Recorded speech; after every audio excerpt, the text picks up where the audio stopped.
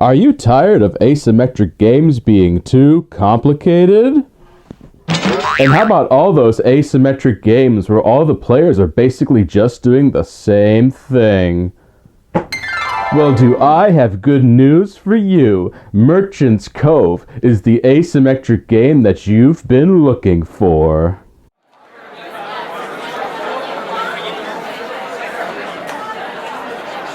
Merchant's Cove is an asymmetric game. 1 to 5 players have an opportunity, don't touch that water pipe, an opportunity to have customers come to your shop and you are selling your wares to them. By selling your wares, you're getting points.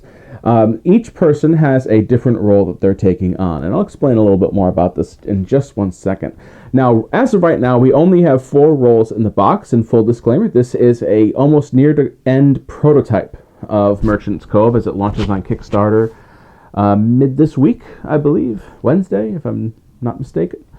So the 4 roles that we have here are the blacksmith, the time traveler, the pirate, and the one in front of me, which is the alchemist. Now, as I mentioned, this asymmetric game is not so much about the different abilities you can do with the same mechanics, or even, for other asymmetric games, overarching just different things that you're doing, but the overall feel of the game is the same. In Merchant's Cove, everybody has their own mechanic.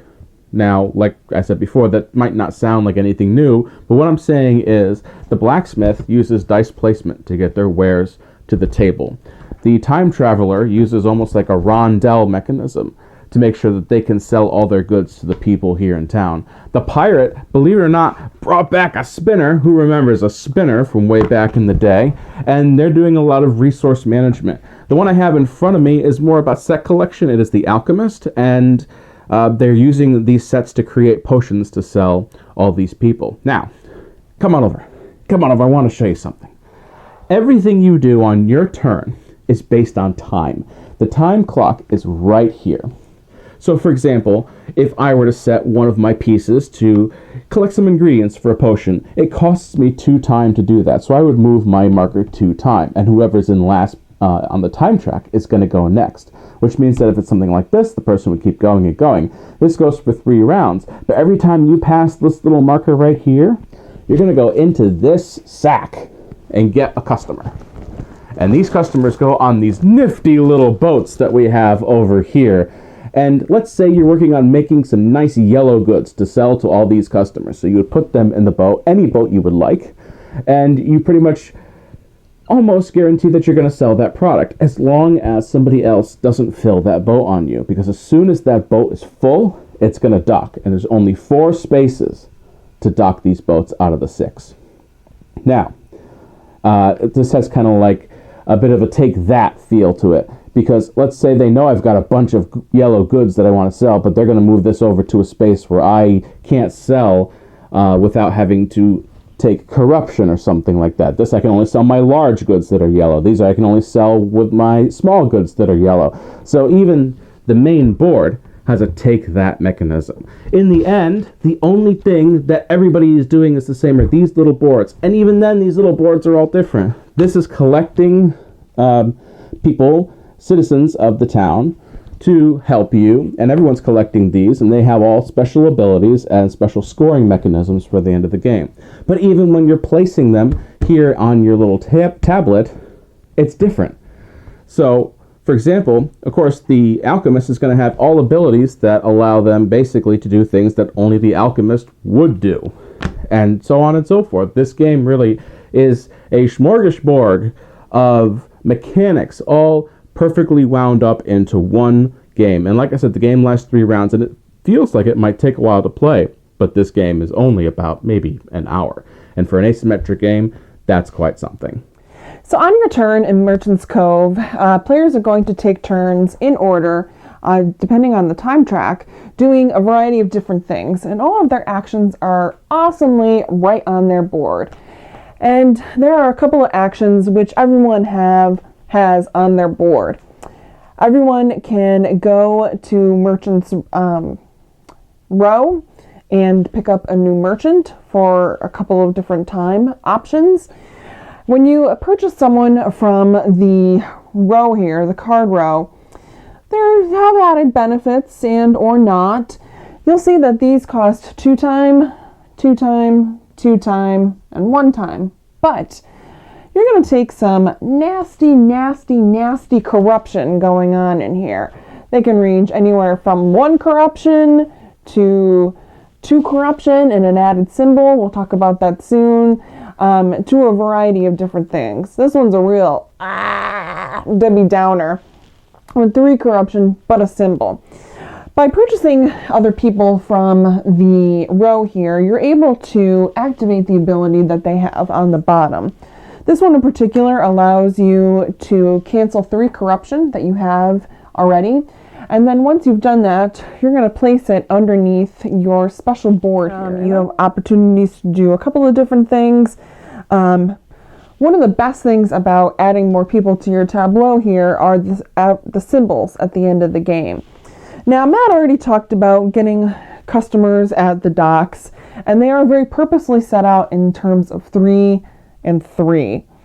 There's only 4 spaces that the boats can go, which would be 1, 2, 3, and 4. These outer 2 boats cannot go in docks, and they can't go in a dock here. So at the end, when everyone has made it and completed all of their turns, these customers would go into the guild halls. Now, saying again, these symbols that you have on your cards, you're going to want to collect these symbols to get maximum points at the end of the game per number of customers that are in the guild hall. So let's say you have 2 symbols of blue on your cards, and then you have 4 customers in the guild hall. You'll get an extra 8 points at the end of the game. So that's a nice little set collection aspect of this game as well. On your turn, you'll want to be looking out for sure too in terms of the special goods that your opponents are putting out. They have the opportunity to put out large goods or small goods. So that kind of helps you gauge when you reach into this bag here and you pull out, like Matt said, let's say a red customer, where you're going to want to put it on what boat. Because depending on what your opponents have, you might want to not necessarily help them out and move them into a boat that won't be beneficial for everyone else. But Merchant's Cove does something interesting that I have yet to encounter in an asymmetric game. Mainly that, with the exception of pushing certain customers where I wasn't really even paying attention to how the mechanics on the boards of my opponents worked. It was more of me trying to puzzle out how I could get as many products on the table that I could.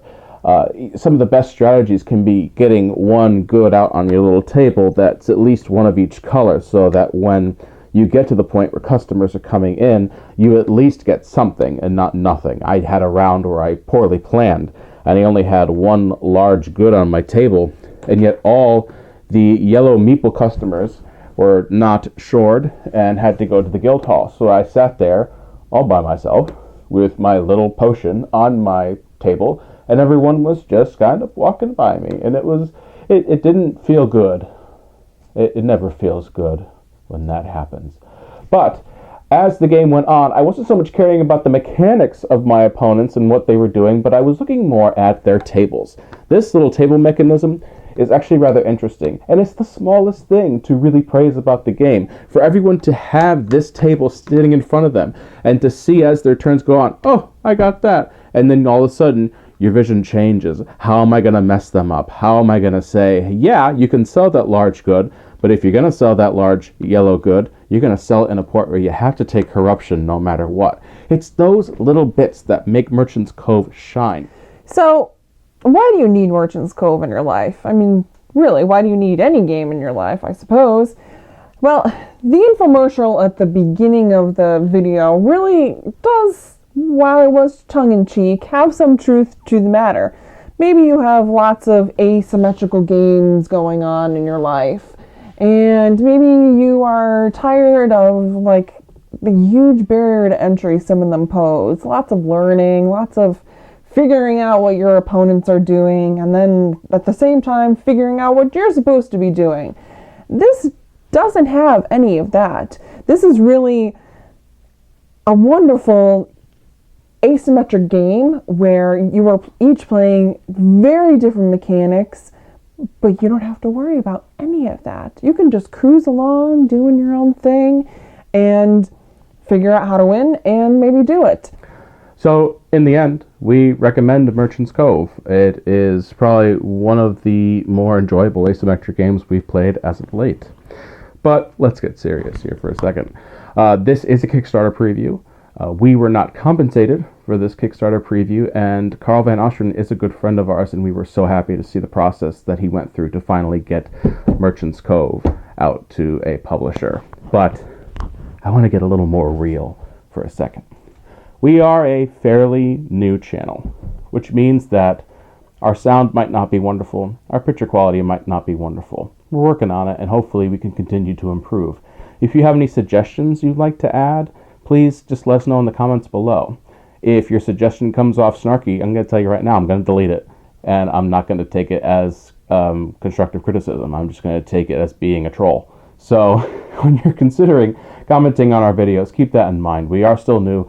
We are working on it. And if you'd like to have some constructive criticism for us, we welcome that. But it also means that I'm not going to answer to any snide comments online. So that's it for us today. Hope to see you next time. Thanks, everybody.